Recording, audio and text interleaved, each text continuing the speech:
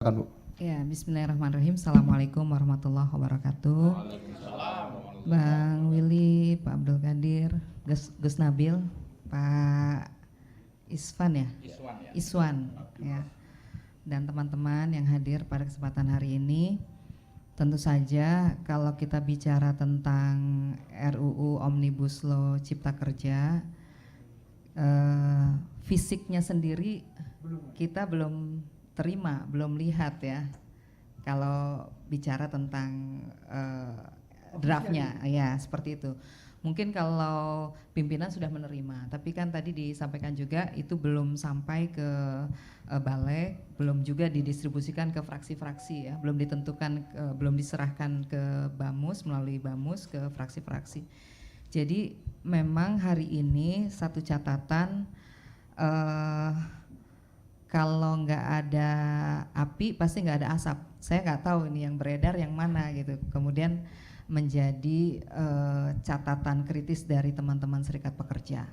Tapi saya ingin mengatakan bahwa selama ini kan memang relasi buruh dengan pemerintah ini kan Bang fluktuatif ya gitu. Jadi artinya kalau kemudian adanya RUU Omnibus Law Cipta Kerja ini kemudian disikapi seperti itu oleh buruh, menurut saya memang masih ada kewajaran. Kenapa? Karena pernah juga kejadian di 2000 berapa itu? 2006 ya.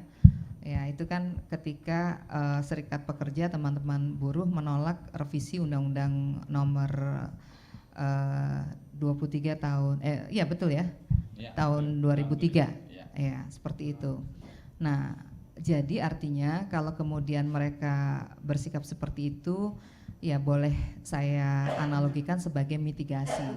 Mitigasi dalam arti ketika nanti pimpinan akan menyerahkan ke balik, ya kita betul-betul akan mencermati mana yang dikhawatiri oleh teman-teman serikat pekerja dan mana yang sebetulnya tadi ya, bahwa keinginan pemerintah ingin membangun transformasi struktural, kemudian juga memperbaiki iklim investasi.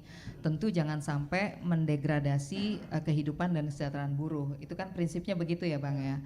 Jadi artinya saya justru malah titip pesan nih ke Bang Willy di Balek, kemudian juga Pak Abdul Qadir, gimana caranya agar kekhawatiran buruh ini kalau kata teman-teman milenial nggak lebay, tapi betul-betul bisa dikawal ya. Karena saya yakin kalau kita bicara tentang buruh, tentu yang hadir sini semua sepakat ya, Gus Nabil juga ya, waktu kita menerima beberapa kali audiensi serikat pekerja baik KSPI, KSPSI ya, bahkan kita menemui 20.000 teman-teman yang demo di depan, itu juga sebuah bentuk komitmen dari Komisi 9 pada waktu itu, dan yang hadir semua fraksi loh. Jadi artinya bukan hanya PKS ya, kalau tadi disebut ada 77% yang pro pada pemerintah, yang hadir waktu itu ketua komisi, kemudian juga Bu Ripka Ciptaning, kemudian dari Golkar juga hadir, semuanya sepakat. Jadi kalau kemudian RUU Omnibus Law ini merugikan teman-teman buruh, tentu kita akan mengawal. Itu komitmen teman-teman ya yang lintas fraksi. Itu yang pertama. Kemudian yang kedua, saya hanya ingin mengingatkan bahwa kebijakan apapun yang lahir di bumi Indonesia ini harus selaras dengan landasan ideologi kita Pancasila, kemudian juga landasan konstitusional yuridis kita, Undang-Undang Dasar Negara Republik Indonesia tahun 1945, dan tentu saja ya sekali lagi prinsipnya justru harus menguatkan demokrasi dan otonomi daerah gitu. Kan yang kemudian terkena Omnibus Law ini banyak sekali Bang ya, undang-undangnya. Berapa kalau di beberapa pemberitaan kan ada 79 undang-undang, ada 83, pokoknya berkisar di antara itu. Dan kemudian melibatkan berapa 1.200-an pasal ya, seperti itu. Nah, saya dalam hal ini menyampaikanlah permohonan kalau memang ternyata sebetulnya konten yang diperlukan itu adalah bagaimana mempermudah perizinan tadi ya, debirokratisasi, kemudian penyederhanaan proses yang harus ditempuh oleh para investor sehingga membuka lapangan kerja. Ya kalau memang dianggap klaster ketenaga kerjaan ini sebetulnya nggak perlu diutik, ya nggak usah diutik begitu ya. gitu ya, sepakat ya? Nah itu udah selesai tuh, Bang Willy udah sepakat di balik ya, bahwa kalau dari 11 ini ternyata klaster ketenagakerjaan nggak perlu diutak-atik, ya sebetulnya itu nggak perlu, udah aja fokus bagaimana caranya agar investasi ini bisa masuk dengan mudah dan tentu saja tidak merugikan teman-teman buruh. Kemudian yang berikutnya justru kemudian kita berharap bahwa prosesnya ini Bang yang perlu dikawal ya. Kenapa? Karena selama ini kok buruh dapat feeding dari mana gitu. Kalau kemudian sudah bisa dikritisi ada 9 aspek yang perlu dicermati. Saya pikir yang perlu dikawal adalah prosesnya nanti. Harus ada keterbukaan, ya transparansi antara yang dibahas nanti dengan melibatkan teman-teman serikat pekerja seperti itu. Ya. Karena bagaimanapun ketika kita bicara tentang penyusunan undang-undang, ya tentu harus melibatkan partisipasi ya. Partisipasi ini baik serikat pekerja maupun para pakar ya, sehingga betul-betul RUU ini memenuhi kepentingan dan kebutuhan semua pihak.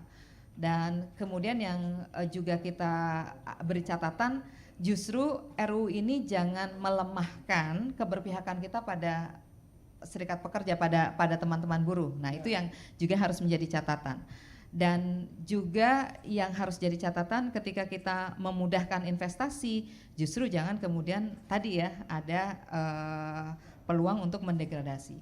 Nah kalau itu yang terjadi sebetulnya insya Allah ya kita semua akan mengawal ya. Saya terus terang nggak bisa menyampaikan banyak hal karena pertama belum baca gitu, belum menerima ya.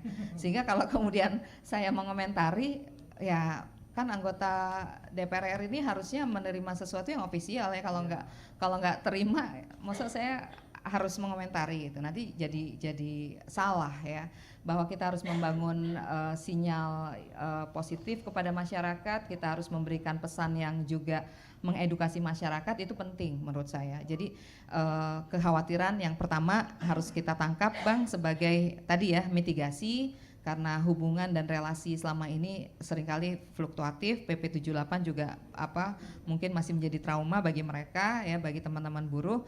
Yang kedua, tolong dikawal prosesnya sehingga ada transparansi, keterbukaan, dan kemudian tidak mendegradasi. Dan yang terakhir, bahwa kita semua sepakat bahwa kebijakan apapun harus laras dengan landasan ideologis dan juga landasan konstitusional yuridis kita. Ya, itu saja mungkin yang bisa saya sampaikan. Insya Allah sebagai salah satu kekuatan di DPR RI, kita juga pasti akan mengawal ya. Kalau berbicara tentang kesejahteraan rakyat kan ada 3 kelompok yang harus kita waspadai. Kalau ini sudah bergerak, ini tanda bahaya ya buat negara. Kalau militer, mahasiswa, buruh sudah turun, nah ini tentu menjadi catatan ya buat kita semua. Nah selama ini kan teman-teman buruh sudah terus melakukan konsolidasi begitu, sehingga kalau kemudian kita jadikan ini sebagai early warning bagi RUU Omnibus Law, ini menurut saya sangat baik ya. Itu saja mungkin yang bisa saya sampaikan. Terima kasih. Assalamualaikum warahmatullahi wabarakatuh. Terima kasih Bu.